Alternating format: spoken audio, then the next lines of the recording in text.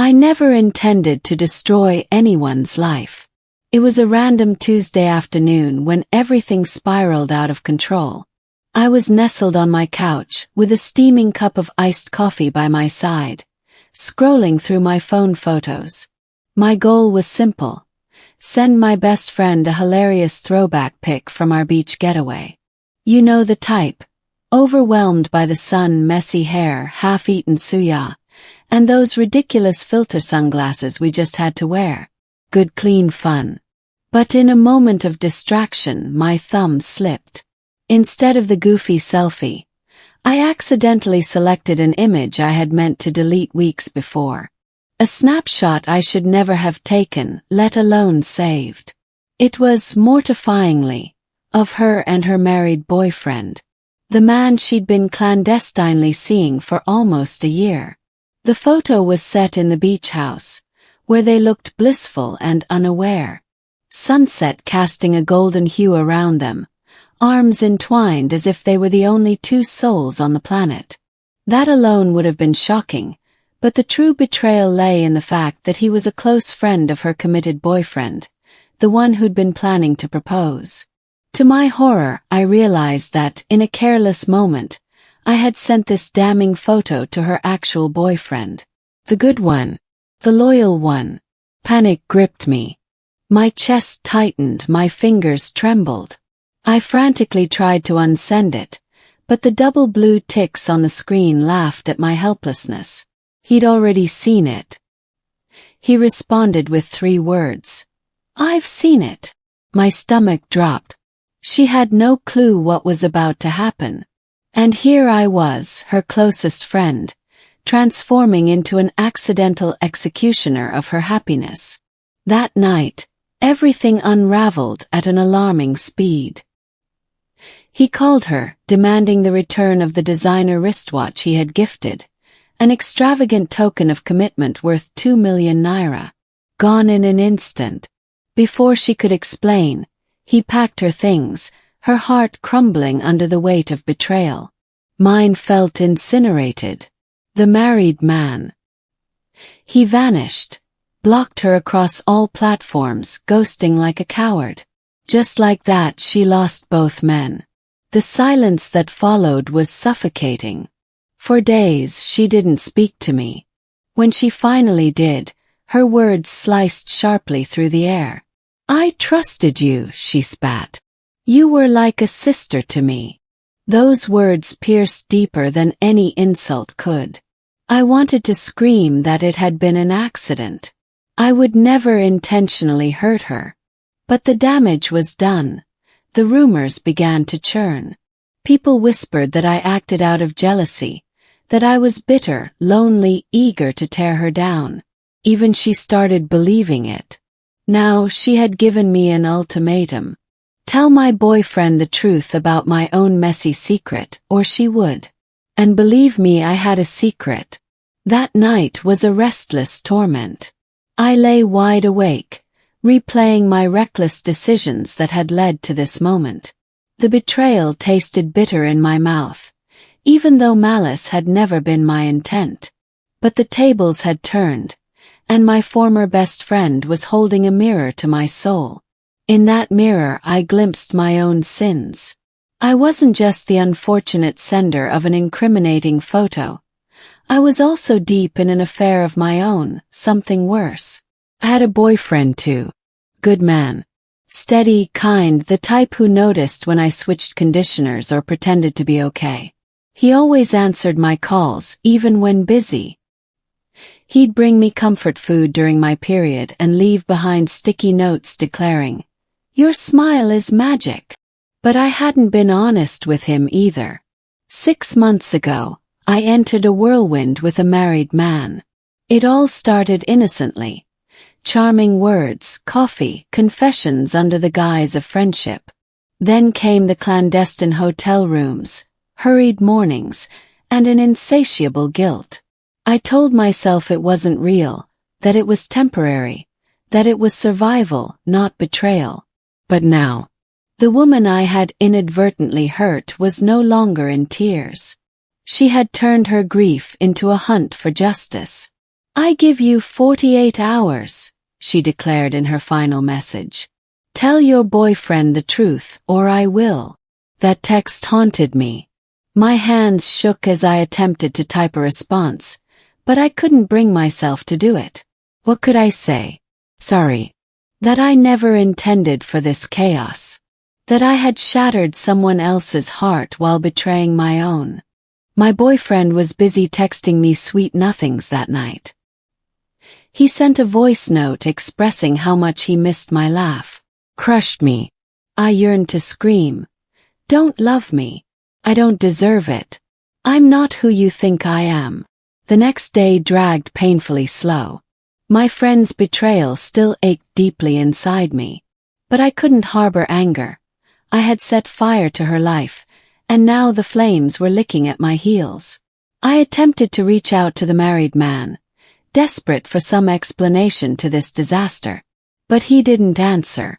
When I checked his status, I was met with pictures of him with his wife and kids, smiling in church, quoting inspirational psalms.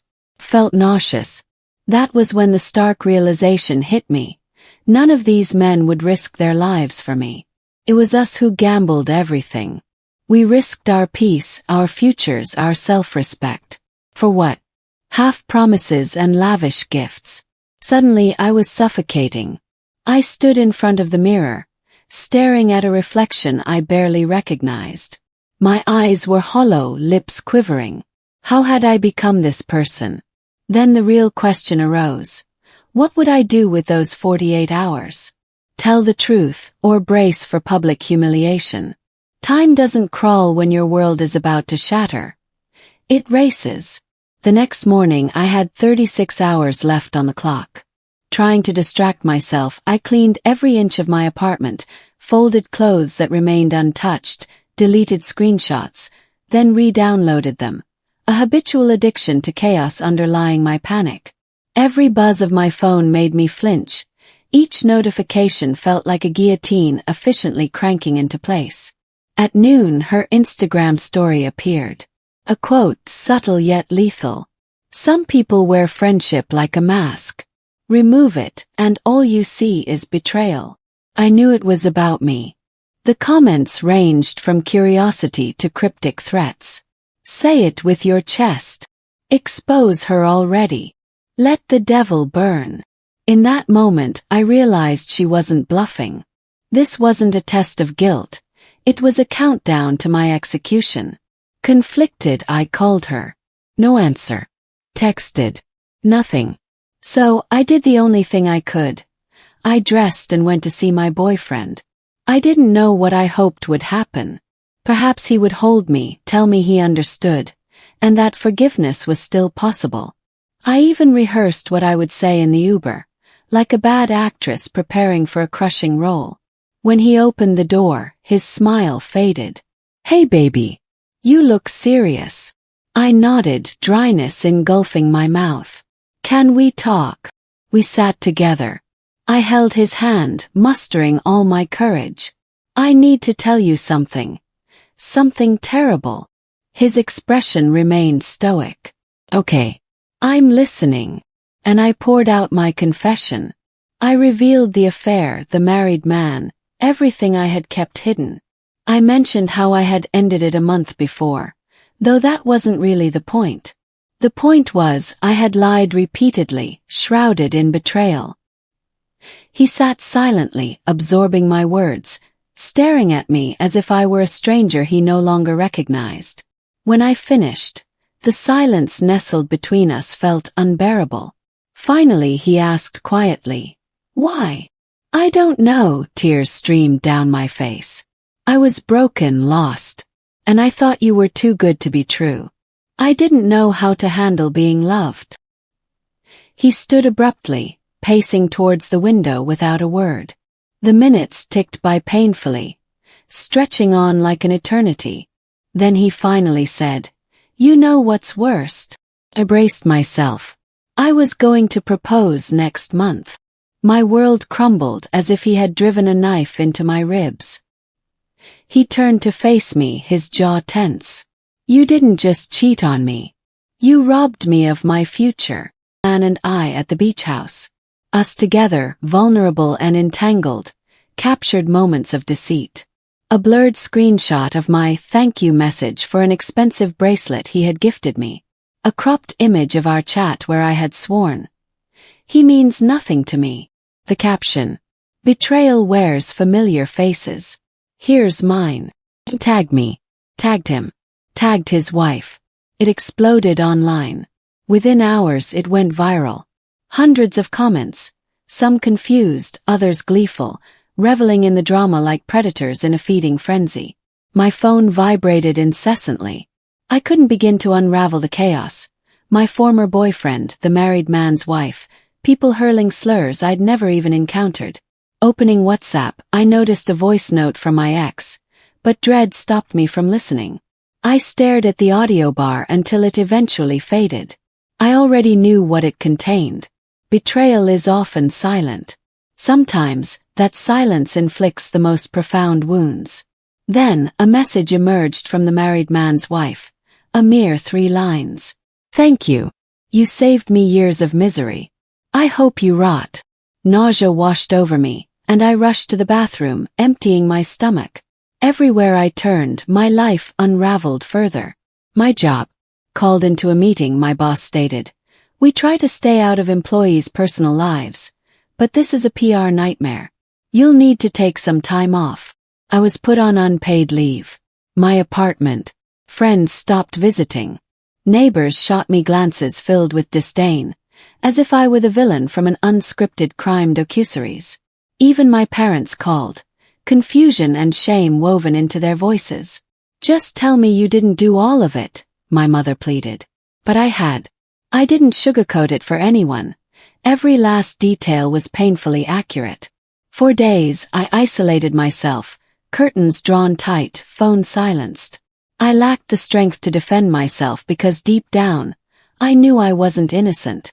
Yet I wasn't wholly evil either.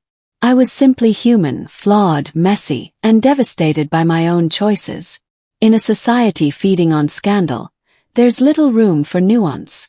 You're either saint or sinner. I had become the serpent, and she had transformed into an icon overnight. Her followers doubled, messages of gratitude flooded in. "You're so strong. Thank you for speaking your truth." She even received invitations for podcasts about healing from friendship betrayals. Meanwhile, I was trailed by death threats. Despite the turmoil, part of me couldn't help but appreciate her calculated precision. She hadn't just dragged me through the mud, she buried me. And I had willingly handed her the shovel. If it were you, what would you have done? Would you have forgiven me? If there's one lesson I'd impart to anyone listening to this, especially the girl I used to be, it's this. Don't conflate love with possession. Don't confuse guilt with grace. And never ever underestimate the quiet resilience of the person you betrayed. Because sometimes, the one you think you've shattered is the one who rises against you. And they come armed with receipts. And a smile. If this narrative resonated with you, consider subscribing to True Secrets for more gripping tales of betrayal and revenge. Like, share, and comment.